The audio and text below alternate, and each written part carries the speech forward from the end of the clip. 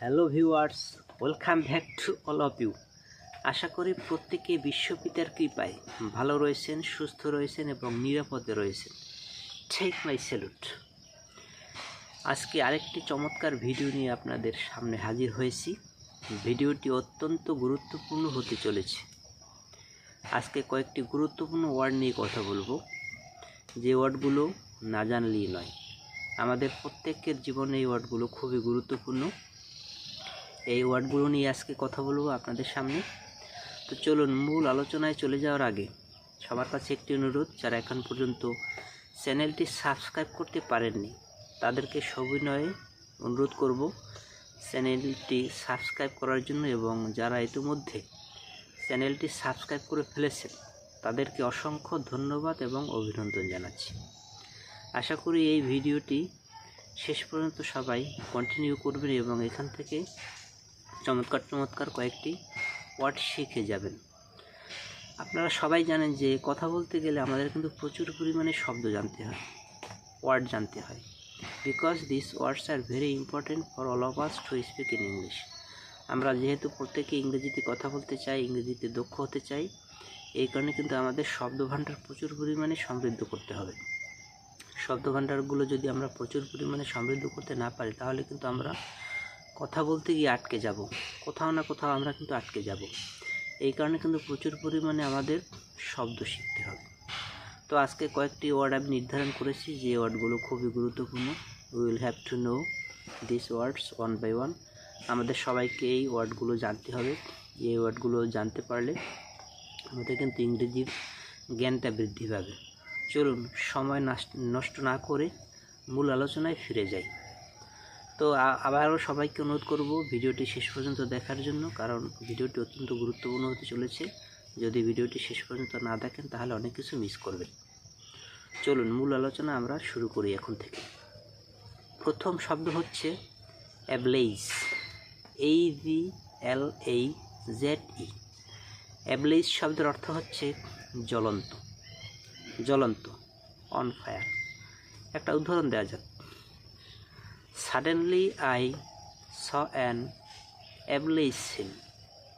হঠাৎ করে আমি একটি জ্বলন্ত দৃশ্য দেখতে পেলাম।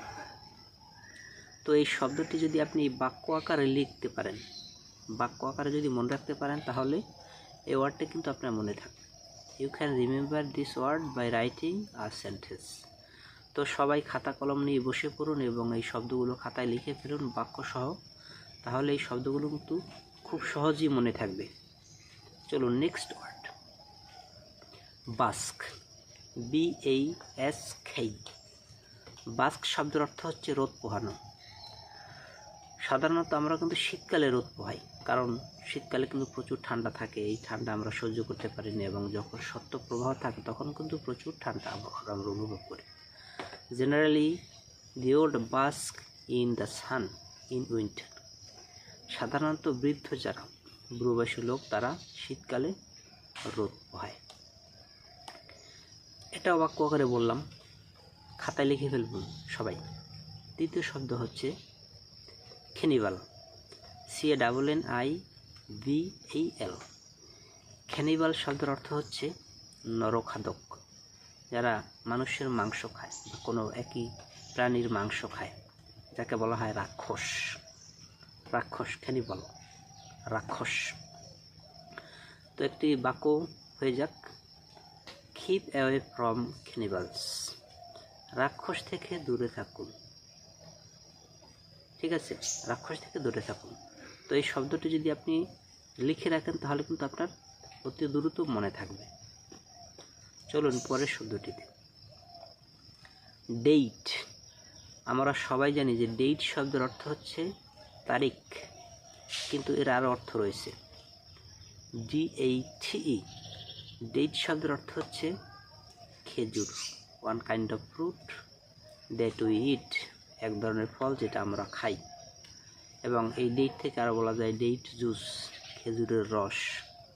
এবং খেজুর গাছ ইংরেজি আমরা জানি date palm, DATEFALM। Date palm, খেজুর গাছ। Date farms are not available in our locality. আমাদের এলাকায় খেজুর গাছ তেমন একটা দেখা যায় না, অ্যাভেলেবেল নয়। তো এইভাবে বাক্যগুলো যদি আপনি মনে রাখেন তাহলে এটা খুব তাড়াতাড়ি মনে থাকবে এবং you will be able to memorize, you will be able to remember these words after writing sentences. তো এই শব্দগুলো কিন্তু সহজে মনে থাকবে না, বাক্য আকারে লিখলে এবং ব্রেনের ভিতর হিট করবে এবং এগুলো কিন্তু তাড়াতাড়ি মনে থাকবে। চলুন পরের শব্দটিতে, এফিশিয়েন্ট, EFFICIENT। এফিশিয়েন্ট শব্দের অর্থ হচ্ছে সক্ষম, কেপেবল, সক্ষম। যদি বলি you are an efficient person, you can do it easily, আপনি একজন সক্ষম ব্যক্তি, আপনি এটা সহজে করতে পারেন। I am such a person who is efficient to do the work, আমি এমন একজন ব্যক্তি যিনি কাজটি করতে পারি। এফিশিয়েন্ট, সক্ষম, তার মানে কি আপনার সক্ষমতা আছে, আপনি কাজটি করতে পারেন। চলুন পরের শব্দটিতে, ফ্লন্ট, FLAUNT। ফ্লন্ট শব্দের অর্থ হচ্ছে বাতাসে ওড়া, বাতাসে ওড়া বা দোলা। যেমন মাই শার্ট ইজ ফ্লন্টিং নাও, আমার জামাটি বা শার্টটি বাতাসে দোলতেছে বা উঠতেছে। You can remember this word by writing this sentence, or you can use another sentence as you wish. আপনি অন্য বাক্য লিখতে পারেন। চলুন পরের শব্দটিতে, গ্রোথি, GROTTY। গ্রোথি শব্দের অর্থ হচ্ছে নোংরা বা বিশ্রী।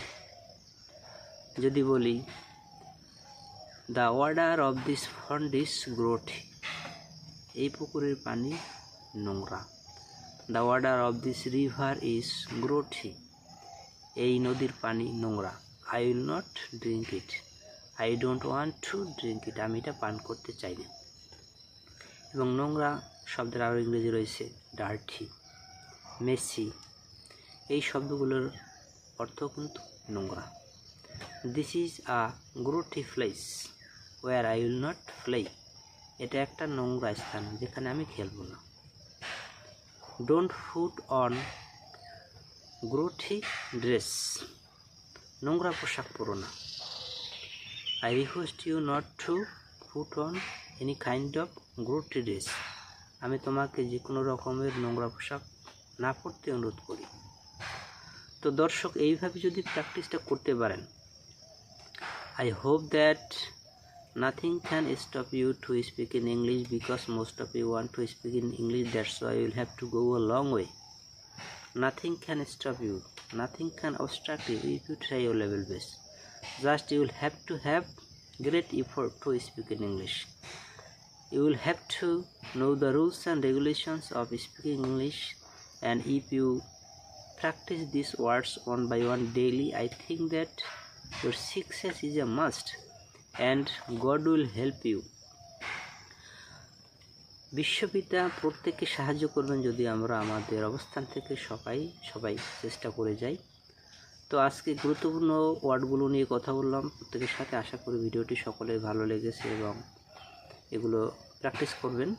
তো ভিডিওটি যদি ভালো লাগে আপনাদের, ভিডিওটিতে লাইক, কমেন্ট, শেয়ার এবং সাবস্ক্রাইব করে আমার পাশে থাকবেন এবং আমাকে উৎসাহ যোগাবেন যাতে আমি পরবর্তীতে চমৎকার দারুণ ভিডিও নিয়ে আপনাদের সামনে হাজির হতে পারি। তো আজকের মতো এতটুকুই। বিশ্ববিদ্যালয় আপনাদের সকলকে ভালো রাখুক এই কামনায়। Thank you so much.